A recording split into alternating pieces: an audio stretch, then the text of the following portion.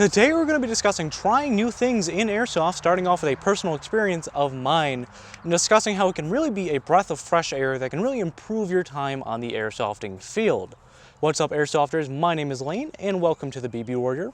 We're here to help you have a better time both on and off the airsofting field, and if this was your first time here, I would love to have you subscribe by hitting that subscribe button down below, and while you're at it, make sure to hit that bell icon next to it for updates when we post new videos every Tuesday and Friday here on the channel. And talking about my personal experience trying new things in Airsoft, this last weekend I was at my typical field that I go to, River City Airsoft in Hamlin, New York. And you know, I was having a pretty run-of-the-mill day. I was using my Crytac CRB. My handgun did break, so I didn't get a chance to use my Glock. But, you know, I was just having a pretty typical day, and I started talking with one of my teammates. He's more of a speed softer, whereas I do a little bit more of milsim kit.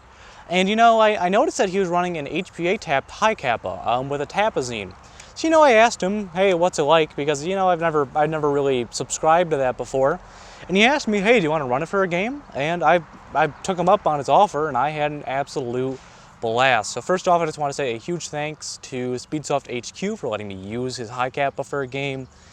And really for me, it was so liberating because in my play style and the way that I like to set up my kit, as I said, I'm more of a milsim player, so you know, I've got my chest rig. If it's a longer game, I'm using a backpack. I was running pretty late for the day because, again, I didn't have my handgun. I was just wearing a ball cap, uniform, and a chest rig. But being able to use just the backpack to hold the tank and the pistol, it felt really liberating. And it was really interesting to have that much firepower just in a pistol. Because, I mean, I think the tapazines do like 300 rounds. I could be absolutely wrong on that, but it felt so liberating, again, just to use that word, to be able to have that much firepower in such a small package. And it was eye-opening to me because I've never really subscribed to Speedsoft and playing that way, using that type of gear, but it was really interesting for me to try, and it's something I think I may want to pursue more in the future. Now, am I going to be selling off all my cry for a dye mask and a vape? Absolutely not. I still love going to larger milsim events, and I still love doing that type of kit. I don't do impressions much anymore. However, giving it a try was really fun, and I had an absolute blast. So again, thank you so much for letting me use your high kappa. But two things I really learned from this is, one, coming from myself because I work in the airsofting industry, not going out and trying these new things is really just stupid on my part because, again, I work in the airsoft industry. So by not understanding the needs and I guess you could say the culture of other cliques in airsoft, let's call it, it's really just stupid on my end because, again, why wouldn't I want to know how everyone's experience is in airsoft and everyone's needs? And besides just working in the industry as a player, why wouldn't I want to try new things? I mean, sure, every new thing that you try, you aren't going to enjoy. That's just a part of life. However, I really enjoyed playing just with a pistol, and it was really eye-opening, and you don't know if you're going to like something until you try it. I kind of had this stigma, admittedly, of speed softers, and I didn't think I'd enjoy it very much, but it was just one of those things, don't knock it until you try it. And I think the other reason, or the other really eye-opening thing about it was, for a long time, I've believed that the kind of milsim versus speedsoft debate was kind of pointless because we're playing a game. And this was just another thing that really reinforced that for me because these are just regular guys like you and me. I mean, if I subscribe to wearing cry and you subscribe to wearing dye, who cares? I mean, we're both airsofters. We just like to play a little bit differently. And that really reinforced that thought for me. And again, these are just people like you and me.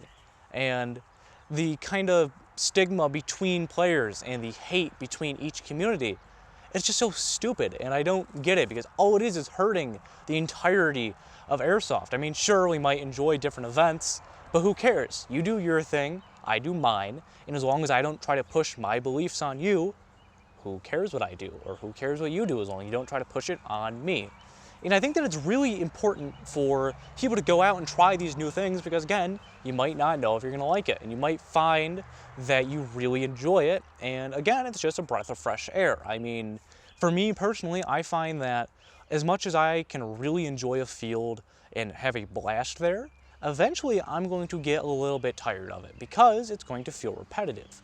And that's kind of last summer, I kind of started to experiment with playing with just pistols. I would just run my WeTech Glock.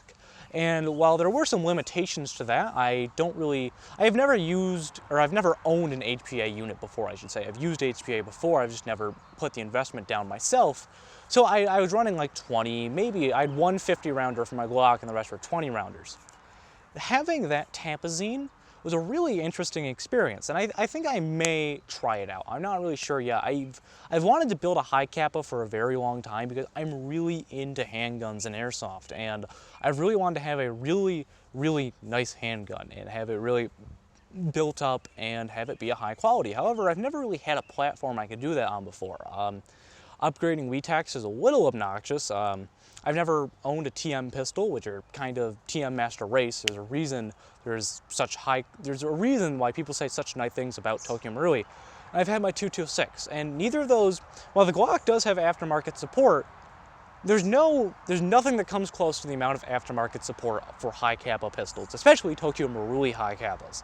So I'd like to build a high kappa. While I could use it at more of a speed soft scenario, I could still carry it on my hip at a milsim game and not look too out of place. So don't expect to see some wild color high kappa that I'm playing with and a full like Rasta dye mask or anything. But I'd like to build a high kappa that I could run HPA and green gas for the events where either would be necessary. So again, guys, I think that this was a really eye-opening experience for myself, and this is something that you may want to try. Try new fields, try new play styles. If you're someone like me who played rifle only for their entire airsofting experience, maybe try giving pistols a try, because one, gas blowback's really cool, and with pistols you don't really notice the drawbacks of extensive use with them, and you might find something that you enjoy, and if you have the opportunity, maybe try giving something like Speedsoft a try if you're a milsim player, or maybe giving a more milsim style of play a try if you're a Speedsofter. Now, I'm not saying you have to go out and try Milsim West or American Milsim, but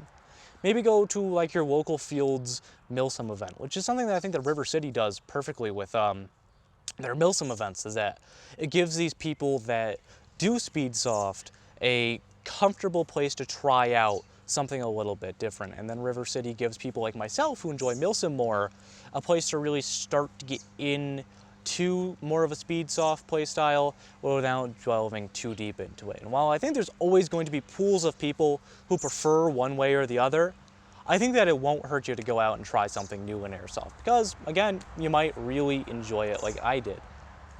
I want to know what you guys have tried out in airsoft that you found that you've really enjoyed. If there was a totally different experience that you did, so let's say you've been playing indoor all of your airsofting career, let's say, and then you tried outdoor or vice versa and you really enjoyed it, make sure to let me know down in the comments below. I love discussing this type of thing with you guys and really engaging with you guys and having a discussion down in the comments. It really means the world to me when people discuss what I talk about here in these videos. That's going to do it for this one though. If you enjoyed the video, and again, this was your first time here, I'd love to have you subscribe for more videos every Tuesday and Friday.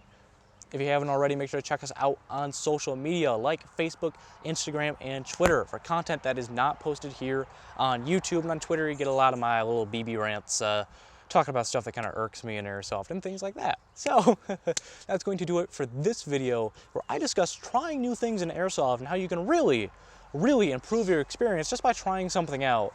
And I'll see you all next time.